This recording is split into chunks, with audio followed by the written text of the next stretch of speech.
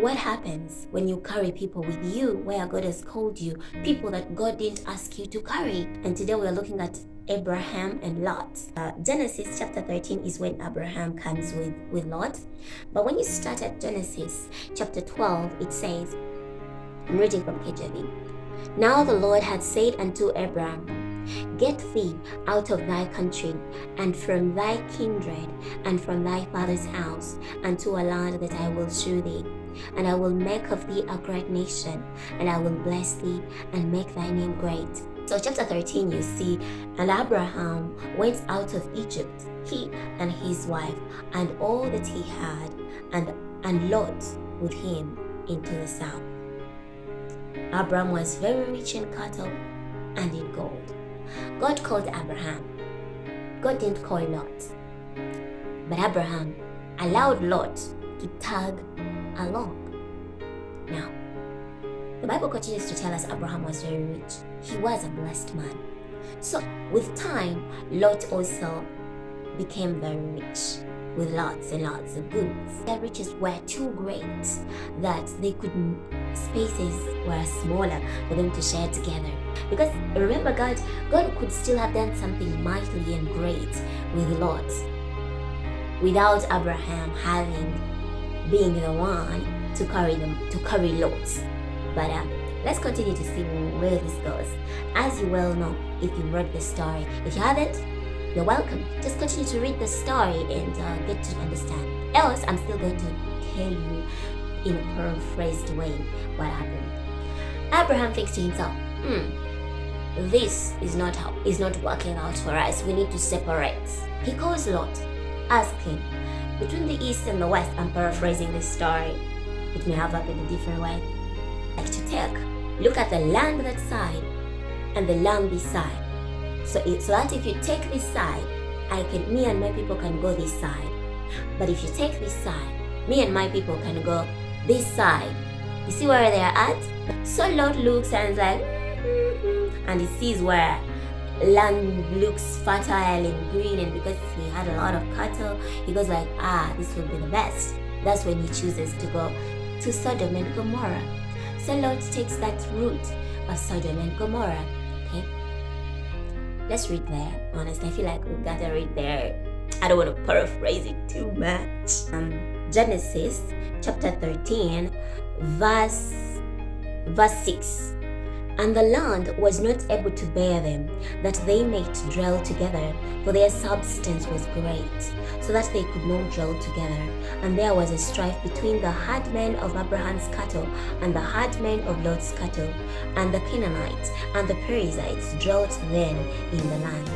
And Abraham said unto Lot, Let there be no strife, I pray thee, between me and thee, and between my herdmen and thy herdmen, for we be brethren. Is not the whole land before thee? Separate thyself, I pray thee, for me.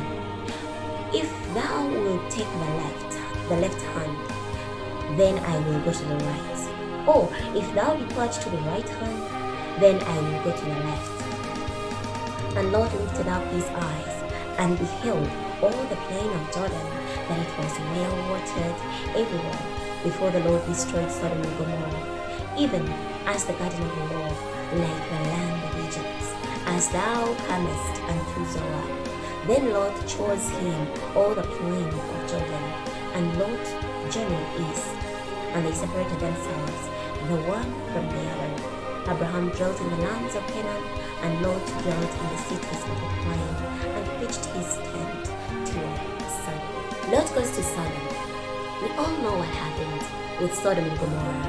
We all know how evil was epitome in Sodom and Gomorrah. The things they did that reached the heart of God, that God did not want them to continue to be on the earth. God was steadfast to destroy Sodom and Gomorrah because of the sins that they had committed towards him. And now Lot is in this land. So at this point, Abraham starts to intercede for Lot, his brother. God is like, should I tell Abraham, my friend, what I'm about to do with Sodom and Gomorrah? And he's like, because My pastor says that God knew that because Abraham is a prayerful person, Abraham was going to intercede and God would be caused to change his mind. So he was like, should I tell him? Should I tell him? But anyway, story continues. God goes ahead to talk to Abraham about it. And Abraham goes like, I saw God, if there is only about this number of people, would you still destroy? And God's like, no, I wouldn't. Anyway, the story continues. You can read it for yourself. But then we see that at this point, God spared Lot and his family and goes and tells them, hey, you gotta leave late tonight before we destroy this city. Though Abraham carried Lot, God was still giving them grace to live through the hard times that they did put themselves into, because God didn't put them into those hard times. When you read Genesis chapter 19, verse 23, let's start from there. When God was destroying Sodom and Gomorrah and had given Lot and his family a way to escape by telling them to run but not to look behind. Let's Genesis chapter 19, verse 23.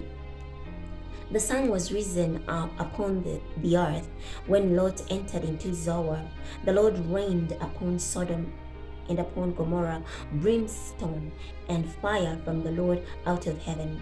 And he overthrew those cities, and all the plain, and all the inhabitants of the cities, and that which grew upon the ground. But his wife looked back from him behind, and she became a pillar of salt. Some people, when they read this version of scripture, they like to interpret it in such a way, when God delivers you from the life you used to live before you got to know him, that this looking back was like longing for the life that God is delivering you from. You know, like the wife wanted to take the last look at, oh God, I mean, the things she feels like she's gonna miss. And God was after destroying people who loved the lifestyle of Sodom and Gomorrah, who loved to live and move and walk like the behaviors and the acts and the sinful ways of Sodom and Gomorrah. So at this point, this is what comes to my mind. Like Lot's wife was, because let's just think through this. When you are going and you are leaving someone you love behind, it's like you look back. It's like when you're saying goodbye, let's say at the airport, or you're not going to see this person for, let's say, a very long time, or if forever. You know, you look long, it's hard to turn away. Like you just have that look, like you go, then you have to look back at them. Are they gone? With all these thoughts. But if you're running for your dear life, hey, you cannot look back until you are in safety. What comes to my mind at this point? Lot's wife never wanted to leave the city. Lot's wife, kaput, gone. Now, we think the trouble is over, right? That's what we think. No, it's not. So Lot runs. Remember, Lot has 2 daughters. That's just about it. Because his daughters were married to men in Sodom and Gomorrah who refused to turn away from their ways and refused to take the safety of Lot's house. So they did not leave Sodom and Gomorrah. Hence, they were destroyed with the rest. So now, all Lot was running away with was him, the wife, and the daughters. You would think maybe they had servants, maybe they had herdsmen. No, the Bible does not go in details. But the Bible tells us that when where they ran to, the 2 daughters saw that they were the only ones alive. They thought no one else existed.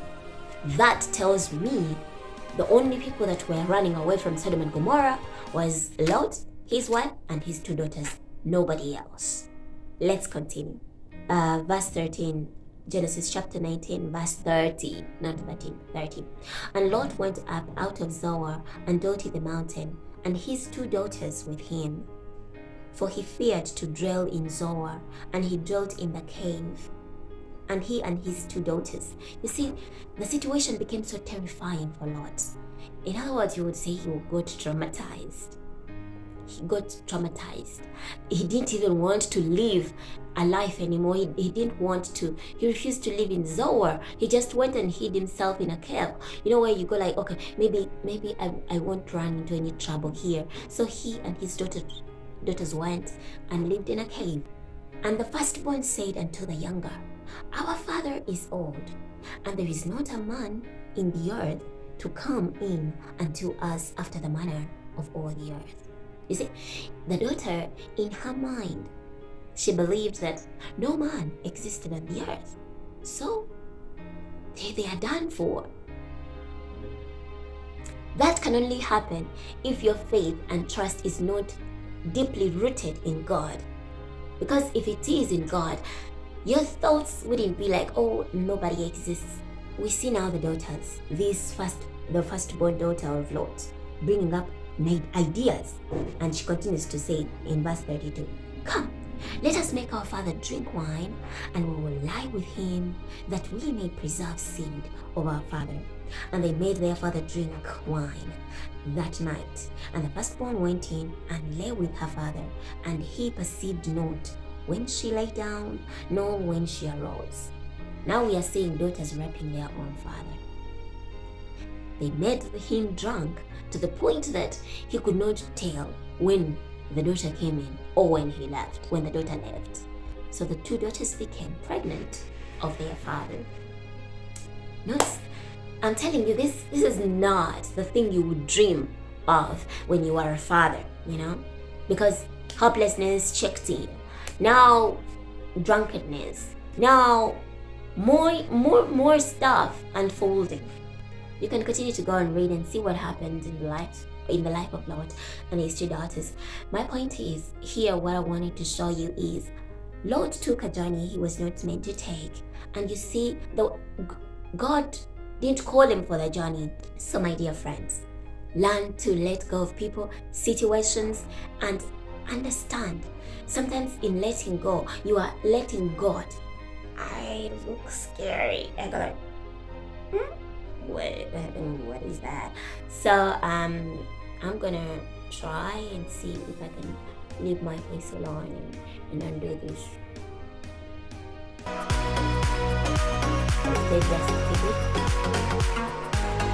think it becomes more inviting.